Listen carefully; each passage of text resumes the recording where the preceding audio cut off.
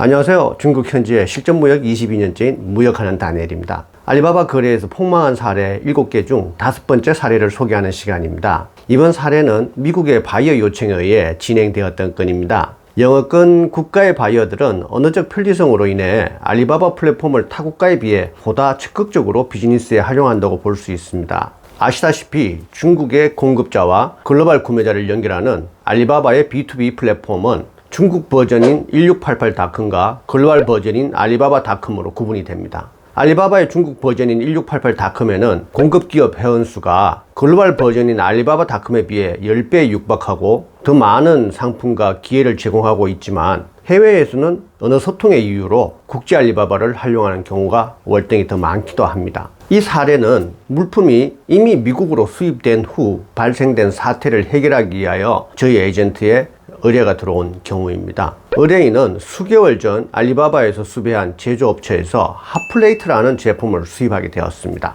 알리바바 플랫폼에서 영어로 여러 제조업체들과 상담도 하고 샘플도 받아보고 미국에서 중국으로 출장까지 가서 몇 개의 제조업체를 직접 방문하여 본 후 한 개 업체를 선정하여 거래를 진행하게 되었다고 합니다. 샘플 테스트 결과 품질도 양호했고 한국의 전기안전인증과 유사한 UL 인증도 취득하여 있었으며 무엇보다도 공급과 내고가 잘 되어서 타 업체에 비해 많이 저렴하다는 장점이 있는 업체를 선정하게 되었습니다. 공장은 무척 적극적이고 협조적으로 생산 과정을 지속적으로 알려주었고 가정 중인 샘플들을 보내주면서 의뢰인은 이런 진행 절차가 만족스러워 구태여 중간 검수를 위해 중국까지 출장을 가는 노력과 비용도 아낄 수 있었다고 합니다. 전체 과정이 무난히 진행이 되어 계약된 납기에 미국으로 선적이 되었고 현지 세관의 통관까지 마친 상품은 의뢰인의 유통 라인을 통해 미국 전역으로 공급이 되었습니다. 그로부터 한 달 뒤쯤 어느 날 변호사라면서 소비자의 고소가 접수되었으니 정식 고소 전에 미팅을 하자는 연락이 왔었다고 합니다. 영문을 알아보니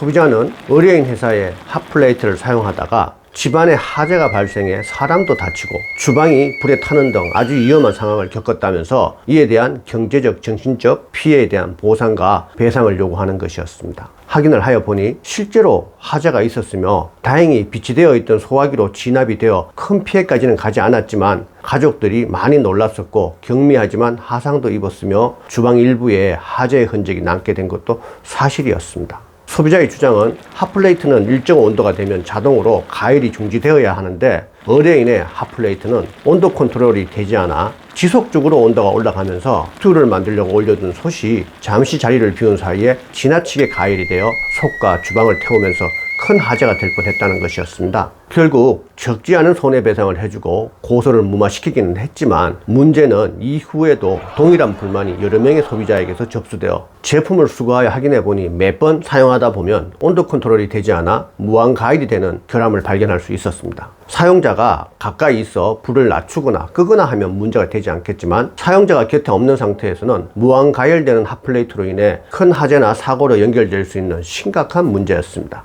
나쁜 일은 겹쳐서 온다고 역시 소비자로부터의 제보에 의해 공장 측에서 제품에 붙여보내온 UL 인증 스티커상의 인증번호는 실제품과 동일하지 않다는 것을 확인하게 되었습니다. 판매하고 있던 상품들로 선물 공세를 해서 제보해온 소비자의 입막음은 했지만 상황은 굉장히 이태로웠습니다. 미국은 해외 상품 수입과 유통에 있어 수입할 때부터 인증과 검사라는 제도로 원천적인 규제와 통제를 하는 한국과는 달리 훨씬 자율적이며 강제 조항이 간소화되어 있지만 사용 중 또는 유통 중 소비자의 피해와 부작용이 발생한다면 여기에 대한 책임과 처벌은 한국보다 월등히 강력하게 적용하는 편입니다. 안전성이 결여되어 소비자의 피해가 발생된 것도 이미 심각한데 허위 기재까지 더해진다면 형사처벌까지도 우려해야 하는 대단한 큰 문제에 직면하게 된 것이었습니다. 의뢰인은 위기감을 느끼고 긴급히 상품 판매를 중단하고 이미 출고된 제품들마저도 전량 회수 조치를 하면서 중국 공장으로 불량이 발견된 제품과 미국 전기기술자의 불량에 대한 레포트를 보내주고 문제 해결을 요청하였습니다. 친절하며 적극적이었던 공장의 반응은 의외로 차가웠습니다. 가정별 샘플로 바이어의 확인을 일일이 거쳤으며 바이어의 결정에 따라 미국으로 선적하게 된 것이기에 몇 달이 지난 지금에 와서 발생한 문제를 자신들이 해결해야 할 의무가 없다면서 교체할 온도 센서 정도는 무상으로 보내줄 수 있다고 대응하는 것이었습니다. 의뢰인의 입장에서는 말도 안 되는 조건이었습니다. 인건비 비싼 미국에서 센서 교체를 위해 13,000개가 넘는 제품을 열고 닫고 수리하고 재포장을 하자면 물품 가격의 절반을 상회하는 인건비가 추가가 될 것이니 비용에 대한 부담도 가중하게 여겨졌지만 친절했던 공장 측의 싸늘한 반응에 당혹스럽기도 했습니다. 가짜 UL 인증번호 사용과 제품 결함에 대한 책임과 보상을 여러 차례 요청했지만 공장 측에서는 무시해오자 의뢰인은 그때서야 저희 에이전트를 찾아 해결하고자 했던 것입니다. 7만 달러가 넘는 물품 대금과 수입 비용의 투자뿐만 아니라 출고되었던 제품의 해소와 몇몇 소비자에게 손해배상까지 적지 않은 비용이 지출이 되었으니 의뢰인의 손실은 실로 막대하였습니다. 의뢰를 받고 계약서를 확인하니 역시 문제의 원인은 계약서상에 있다고 판단이 되었습니다. 공장 측에서 준비했을 것으로 짐작되는 영문 계약서에는 AS 부분에 대한 내용이 AS 문제는 상도덕적 관례에 의해 상호 협의하여 성실히 처리한다의 한 줄 문구로 간단히 기술되어 있었습니다. AS 업무 기간, AS의 범위, AS의 방법, AS 처리 비용에 대한 어떠한 명시도 기재되어 있지 않았습니다. 의뢰인은 불량으로 인해 소비자에게 배상한 금액 2만 달러와 온도센서 교체 작업 비용의 50%를 공장 측에서 부담해 줄 것을 희망한다면서 제게 교습을 의뢰하여 왔지만 계약서 확인 결과 의뢰인의 요구사항을 공장 측에 관철시킬 자신감이 들지는 않았습니다. 공장과 미팅을 하여 보니 계약 전 의뢰인의 여러 차례 가격 내고에 의해 원래 사용하던 부품을 변경해가면서 최종 가격으로 결정이 되었으며 교체된 부품에 대한 명세서도 제공했었다면서 의뢰인의 사인을 받아둔 부품 명세서를 내밀어 확인시켜 주었습니다. 공장에서는 바이어도 동의한 부품으로 제조했으며 생산과 선적 모두가 다 계약대로 이행되었는데 선적한 지가 이미 3개월이 지난 상황에서 미국에서 요청하는 배상을 해줄 수 없다고 잘라 말했습니다. 가짜 UL 인증 번호에 대해서도 질의하였지만 합법은 아니지만 중국 공장들은 통례적으로 미국 수출 제품들은 이미 받아둔 UL 인증 번호 중 유사한 제품의 것을 사용하고 있으며 이 부분은 바이어가 중국을 방문했을 때 이미 말한 바가 있으며 메일로도 전달한 적이 있다면서 메일 내용을 카피하여 보여주었습니다. 공장에서 주장하는 것들을 의뢰인에게 확인하여 보니 서로의 견해는 크게 달랐습니다. 서로 이해하고 주장하는 것이 각기 달랐지만 근거 자료는 오히려 공장 측이 더 많이 제시하고 있는 상황이라 의뢰인의 요구하는 보상과 배상을 공장 측이 수용하게 한다는 것은 거의 가능성이 없어 보였습니다. 에이전트로 개입을 했지만 처음부터 개입이 된 것도 아니어서 어느 쪽이 옳고 그르다는 상황 판단을 할 수 없었으며 법적 공방을 한다 해도 근거 자료를 더 많이 보유하고 있는 공장 측에서 배상을 받을 방법도 묘연하였습니다. 계속 상대방의 의견과 주장을 전달하고 확인하는 역할 외에는 할 것이 없었습니다. 결국 의뢰인에게 양해를 구했습니다. 현재의 상태는 에이전트로 해결할 것이 아니라 변호사를 찾아 법적으로 해결해야지만 가부의 결정이 날 것 같으니 필요하다면 중국의 변호사를 소개해 주는 것으로 하고 에이전트의 역할은 사임하였습니다. 하지만 이 건은 중국 변호사가 개입해서 될 일도 아니었습니다. 계약서에 중재 기간을 아메리카라고만 기재해 두어서 법적 해결도 더욱 어렵게 하고 있었습니다.